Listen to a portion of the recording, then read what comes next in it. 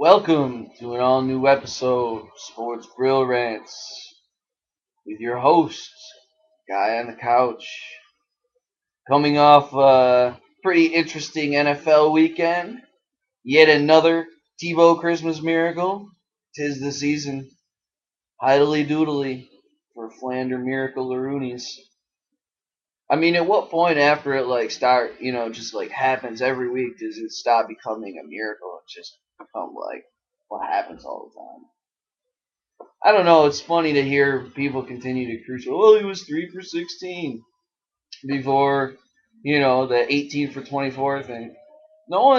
Everyone seems to overlook, that his receivers dropped like 6 balls, and if you figure in, like a earned completion percentage and the balls that were, went off his receiver's hands or he intentionally threw out of bounds because there was nothing downfield. I mean, he really probably completes, 6 out of 10 that or 3 out of 4 that he actually is aiming for. It's accuracy's not bad. I just don't understand why they run the ball up the middle, like on first and second, and then put him in third and 10. I mean, it's a tough spot. His receivers aren't great. I mean, ever since Brandon Lloyd's been the only one I've seen who really like make some crazy catch.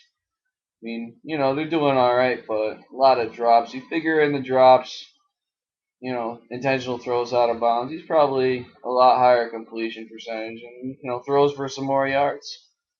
You got the guy a good receiver next year. He's only going to probably get you to 10-6, win the division, maybe a playoff game depending on who you catch. I mean, beat Patriots this week. You can pretty much beat about anybody. So there's that. Pretty impressive display by the New York Giants of New Jersey. Pull one out of their arse. Sneak past the Cowboys behind the Eli Manning. Brought his game face to that one. That was impressive. 400 yards. Speaking of yardage, would like to dole out my first annual Thanks for Nothing awards to Rashard Mendenhall for playing like shit, getting me knocked out of my one of my leagues. Thanks a lot, Mendenhall. I mean, I benched Antonio Brown, so it's part of me, but I hope the Steelers lose from here on out. You're messing me up with that. So, thanks for nothing, Rashard Mendenhall. Chris Johnson too for most of the season. Couple good weeks and then it starts you again and you do nothing. What the hell, man? First round draft pick, seriously. Garbage. Stink. Anyway, when I was doing my normal sports corralling, it crossed my attention that a list had been put out by the shameful MTV, formerly Once Cool back, like years ago and shit. Still got Beavis and Butthead brought that back. It's alright, but, pretty much the rest of it's pretty shameful. So I expected some atrocities on this top 50 television characters, and I saw it, and it was as shameful as I thought.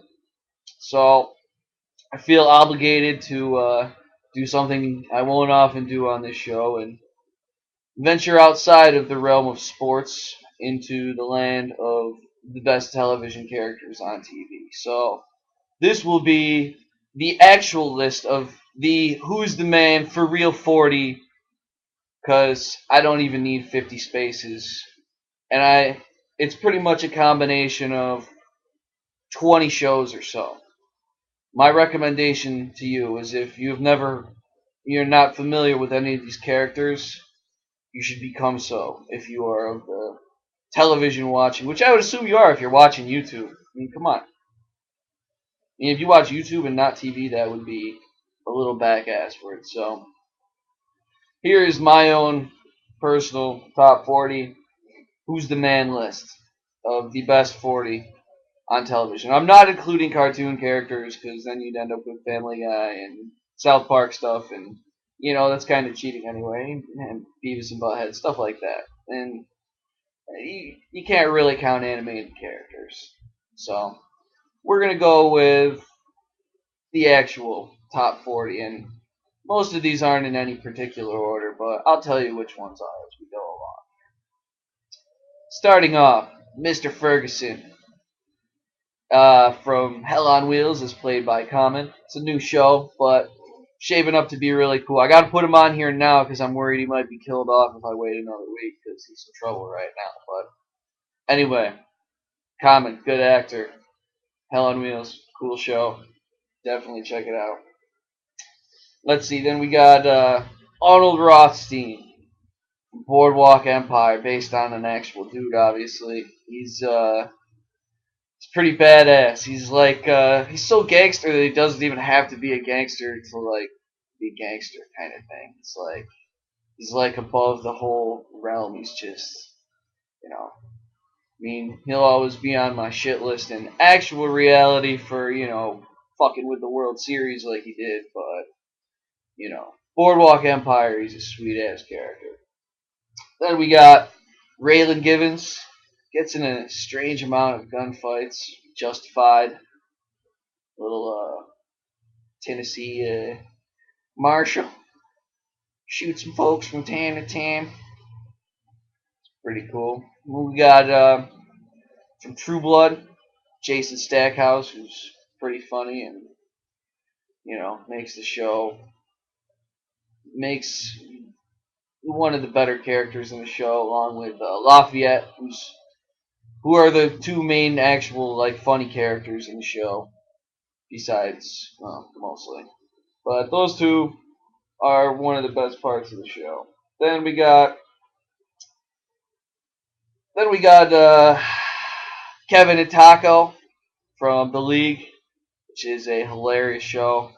Taco for his songs, Kevin because he has a hot chick wife who knows fantasy football, which is totally sweet. Then we got Jon Stewart, who is an actual person, and it's probably not really a character. He's probably mostly like that, except I don't see him as a suit type. He's probably if he ever saw the show and realized that he could do this from he could do the Daily Show from his couch, he would probably do that.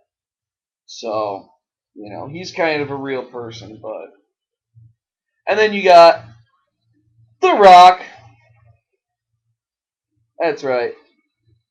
About time he came back, rock bottom some people and such. Hope he whoops seen his ass because it might be the first watchable wrestling match, and I don't know, since the last time The Rock was around, I guess. But the chicks matches are pretty watchable. Yeah, Velvet Sky. Whew. Future ex-wife.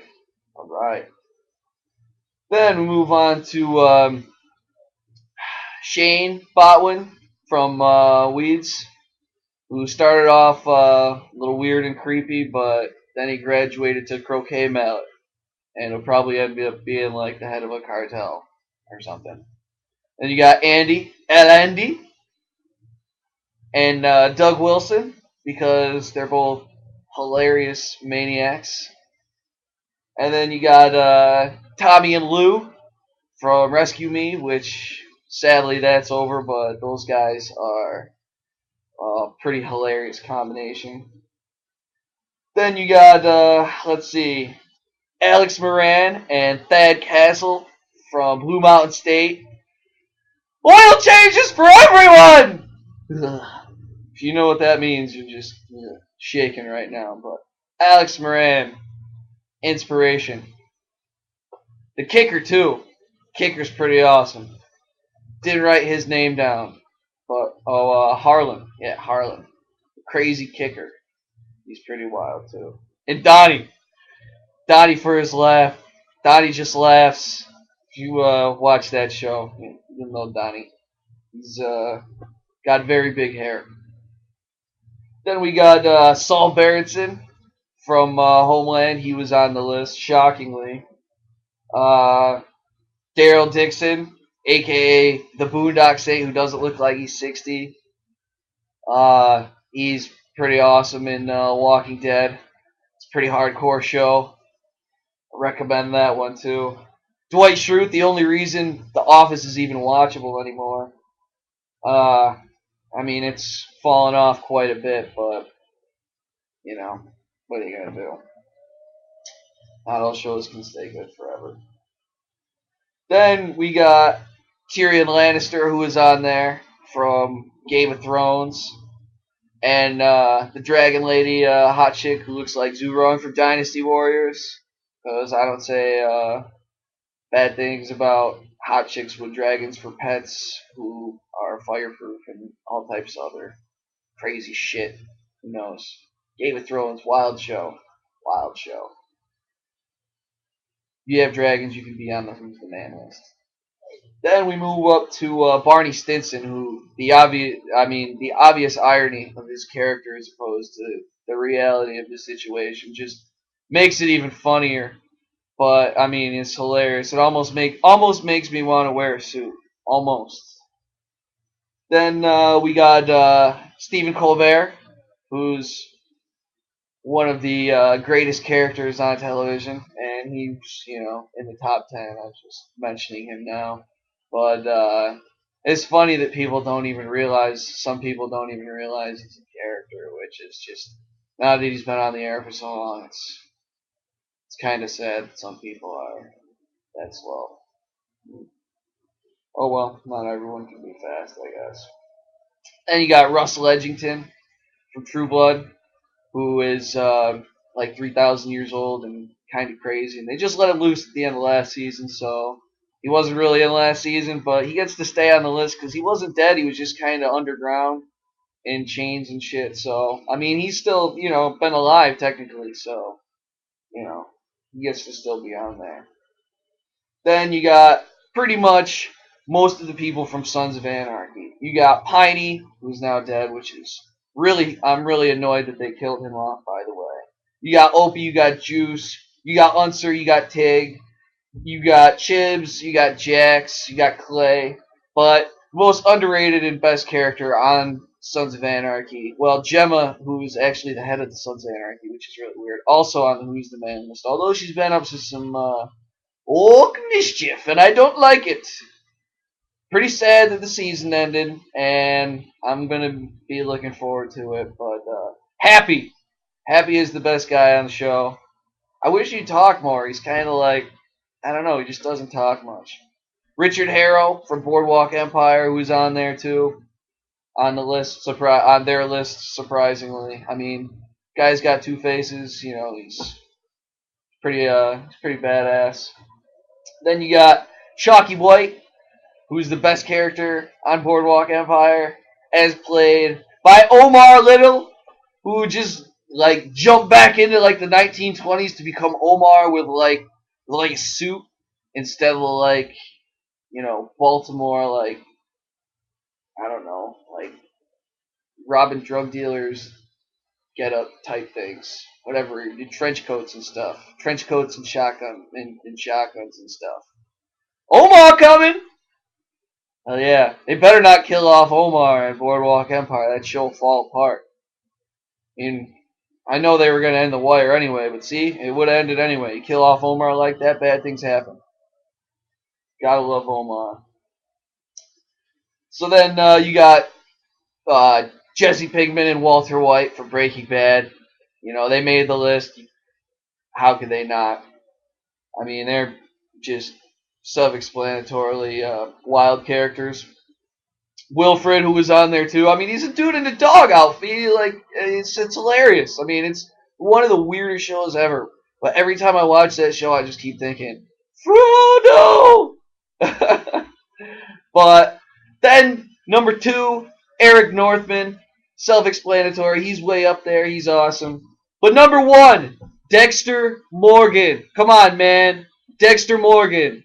Number 1. How is that not on the list? And there is your real top 40. Till next time I feel like it. This has been Sports Brillrants, Movie Addiction. Well, movie addiction, movie edition, whatever. Next time. Till next time, Boston sucks.